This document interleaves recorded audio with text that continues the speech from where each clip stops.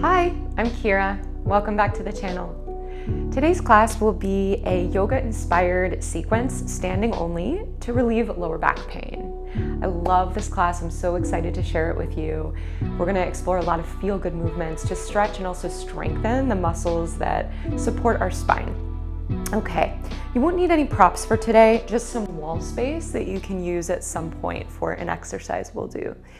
So let's begin in Tadasana, mountain pose, standing with your feet hips width distance apart. And just lift the shoulders up, big breath in. Breath out, roll the shoulders down your back. And if it's comfortable for you, bring your left hand over your heart, your right hand over your belly, so we can breathe and ground together before we move. Take a soft bend in the knees so they're not locked out. Feel the low belly lift, the chest lift. Take a smooth breath in. Smooth breath out through the nose. Inhale through the nose. Feel the belly and the chest rise into the hands. Smooth breath out through the nose. Again, like that. Smooth breath in. Breath out. Few more rounds breathing in this way. Creating awareness of your breath and your body. The breath is the conductor of our parasympathetic nervous system, or our relaxation response in the body. And the more we can develop awareness and some control over the nervous system, we can work to manage our pain with more ease. Let's take one more breath here together. Inhale.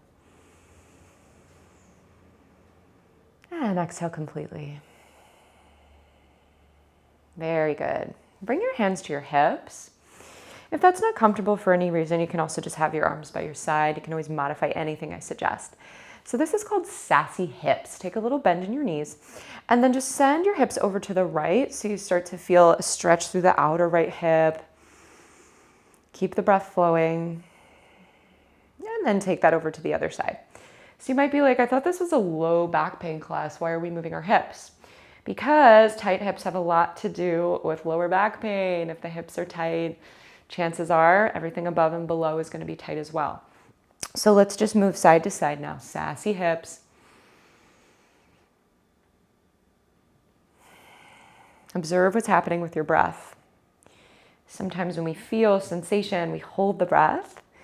And yoga teaches us to breathe through uncomfortable sensation and move the energy, move the tension out of the muscles. Very good. All right, these are called around the worlds. With your hands on your hips, don't lock the knees, but do straighten the legs a little bit.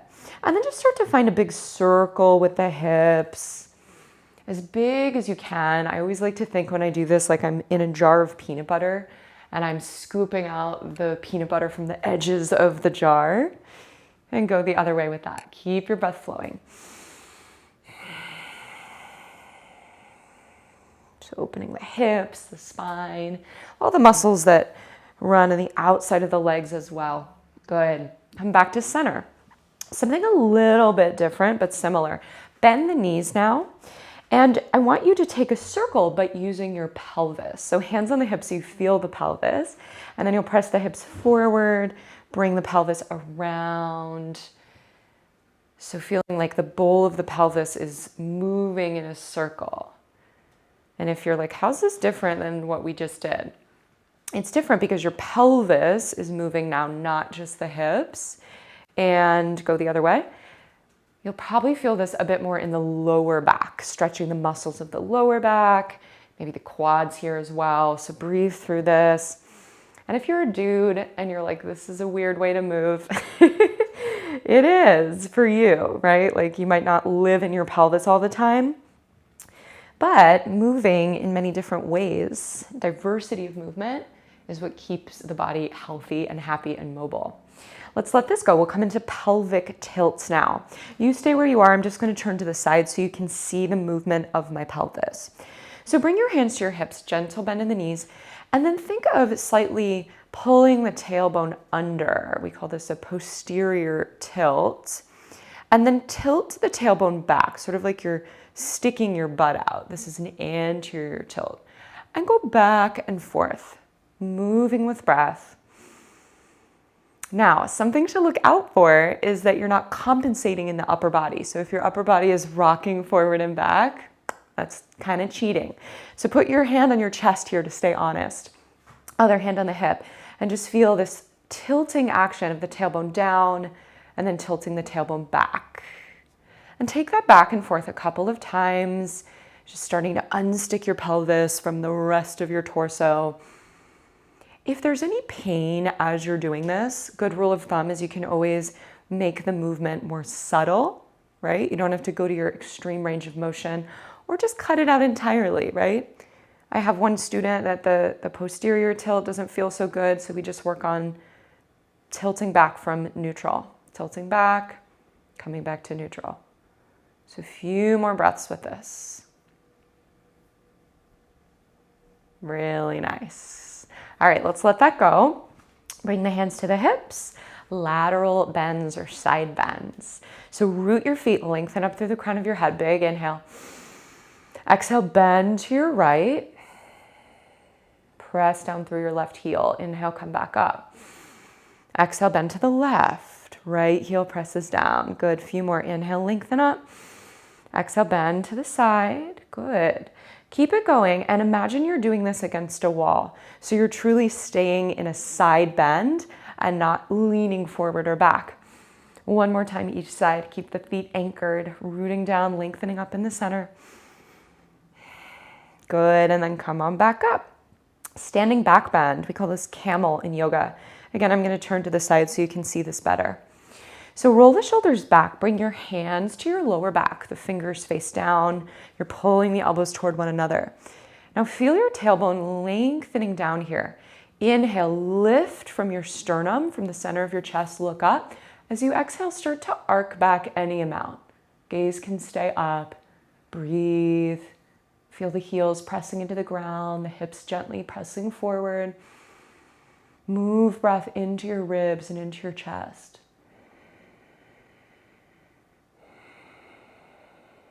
And then slowly come back up. Head is the last thing. And then just give yourself a little shake. Very nice. We're going to come up to the wall now. The wall is our best friend when we're working in areas of posture or the spine or alignment. So come to stand against a wall, feeling your back body settle against the wall. Gaze straight ahead. And just observe here which parts of the body are in contact with the wall and which are not. You know, so like, is it impossible to press the back of your head into the wall? Interesting. Is your butt touching the wall, but the shoulders aren't touching the wall? Let's take just maybe 2 inches forward of a step so we can feel more leaning against the wall for support. Softly bend the knees. Feel the feet ground down. And then try to lift your kneecaps. This is going to engage your quads, pressing the glutes into the wall. Try to feel like you're pressing your back against the wall.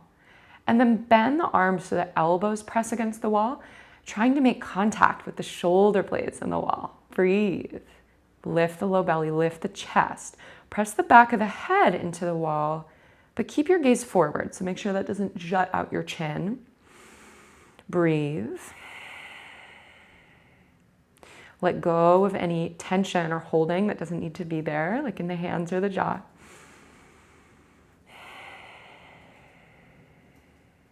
Good. A few more cycles of breath here.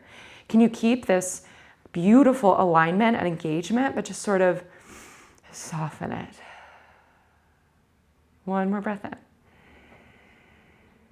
Breath out. Very nice. And then you'll come away from the wall and just take some walks around your space. Some walks. Just take some steps. Just walk around your space. Notice how you feel. Just sensing your spine aligned and spacious. And then we'll come back to stand on our mats. Bring your hands to your hips, and now you're gonna, if you're on a mat, face the front edge of the mat so you have some space, you can move forward and back. And then step your right foot a little bit forward, step your left foot back, hips face forward, and have the back foot at a 45-degree angle and a slight bend in the front knee. So this is somewhat similar to pyramid pose in yoga, if you're familiar with that. So both hip points face forward with the hands on the hips. We feel where the hips are in space. Good. And then from here, think of scooping your navel back towards your spine, lengthening your tailbone to the back heel. So creating more space and length in the spine. Lift the low belly, lift the chest, spine lengthens. Big inhale. Exhale, hinge forward at your hips, coming down to about 90 degrees, or what we call a flat back. Keep scooping out the belly, stretching the crown of head forward, pressing the back heel down. Good. Inhale, come back up. Exhale again, hinge forward. We're going to do this 4 times. Little bend in the front knee, feeling the spine lengthening as you hit that 90-degree position. Inhale, back up. Use your feet to anchor. Exhale, hinge at your hips. Navel scoops to spine. Spine is so long, core is engaged front and back. Inhale, come up.